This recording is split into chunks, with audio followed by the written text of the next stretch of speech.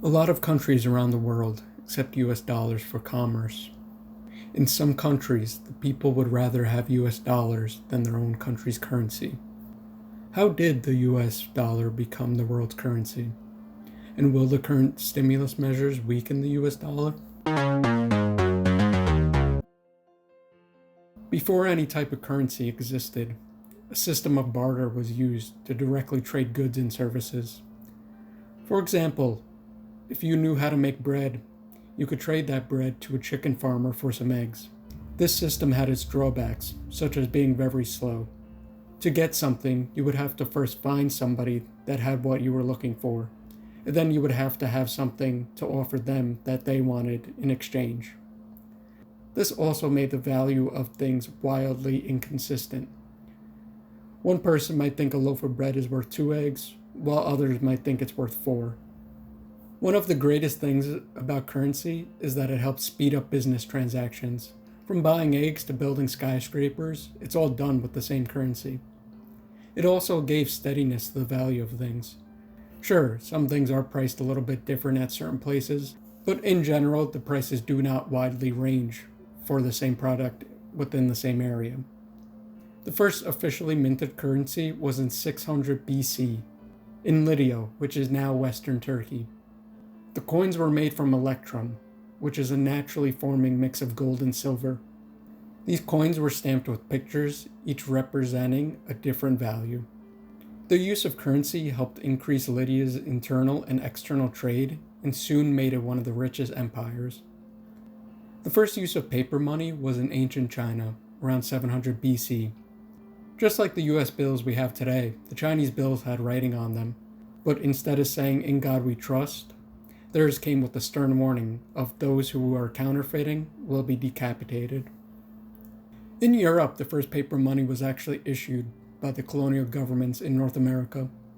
This was because the shipments between Europe and the colonies took so long. The colonies would often run out of money before the next shipment of cash came. Instead of stopping all commerce, they would simply use IOUs that had the same value as the currency. When the U.S. Revolutionary War broke out in 1775, the Continental Congress authorized the issuing of its currency to finance the conflict. These notes could be redeemed for Spanish milled dollars. After the expensive war the colonies had just fought, the value of these notes depreciated and were nearly worthless. From this, the United States passed the Mint Act in 1792 and established a coinage system. This system was the first in the world to use decimals within a currency and created the dollar as a unit of currency. During this time, state banks had the power to issue their own banknotes. There were around 7,000 different varieties of these state bank notes circulating in the economy, all with different designs and issuers. It wasn't until 1913 Congress passed the Federal Reserve Act, creating the nation's Federal Reserve System, which is still around today. In 1914, the Federal Reserve started issuing the first US dollar as we know it today. Before the US dollar was recognized as the world's reserve currency, the British pound was used as the world's reserve currency. Even after the US's economy size surpassed Britain's, the British pound was still used as the world's reserve, since it was the center of the world's commerce. At this time, though, many developed countries' currencies were on the gold standard. The gold standard is a currency that is backed by actual physical gold. If a government wants to issue more money, they physically have to have the gold to do so. During this time, the gold standard created stability in currency exchanges. Once World War II broke out in 1914, many countries were forced to abandon the gold standard to pay for increased military expenses. Money that isn't physically backed by any commodity is known as fiat money. The only thing that keeps fiat money stable is the backing of the government that issued it. After switching off the gold standard because of World War I, these countries' currencies devalued. Britain was firm to hold on to the gold standard to maintain its position as the world's leading currency. As the war dragged on, though, Britain found itself borrowing money for the first time. The United States, which at the time wasn't actively in the war, was the choice for many Allied forces to borrow money from. The United States still held the gold standard and had very stable currency at this time. In 1919, Britain could no longer hold the gold standard, and the US dollar had officially replaced the British pound as the world's leading reserve currency. Like in World War I, the United States entered World War II after the war had started. During this time, the United States continued providing the Allied forces with weapons, supplies, and other goods. The United States collected payments for these supplies in gold. By the end of the war, the United States had accumulated a vast majority of the world's gold. After the war was done, many Allied countries wanted to go back to the gold standard but didn't have the gold reserves to do so. In 1944, Allied countries met to determine how they could manage foreign exchange and get back to the gold standard without putting any country at a disadvantage. They decided that the world's currencies couldn't be linked to gold, but would rather be linked to the US dollar, which was linked to gold. This arrangement is known as the Bretton Woods Agreement. It wasn't until August 5, 1972, when President Richard Nixon announced that the United States would no longer be on the gold standard. Temporarily, the convertibility of the dollar into gold or other reserve assets, except in amounts and conditions determined to be in the interest of monetary stability and in the best interest of the United States.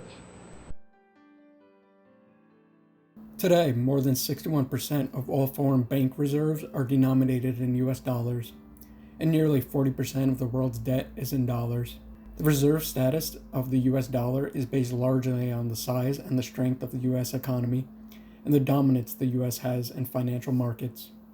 But now that the US is using fiat money, the only thing backing it is the assurance of the government.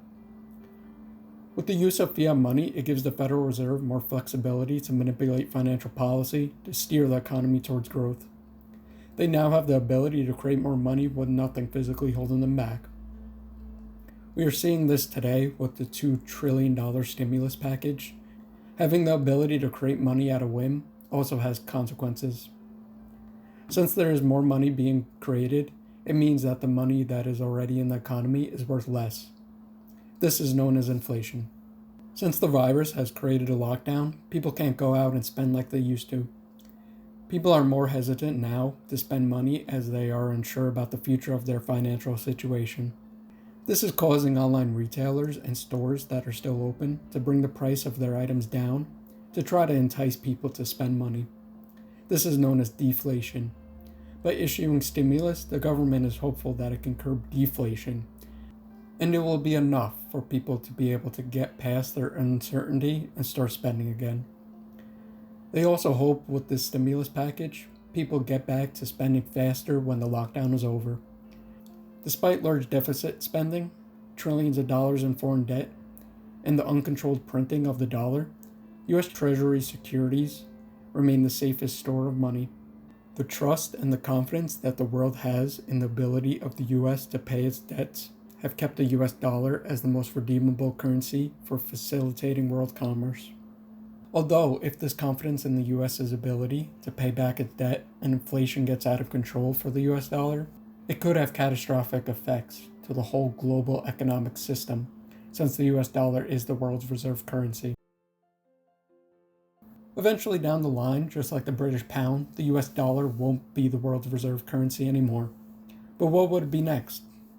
With the desire for faster and more secure ways to move money, people look to Bitcoin and other cryptocurrencies to perhaps one day be the new world currency.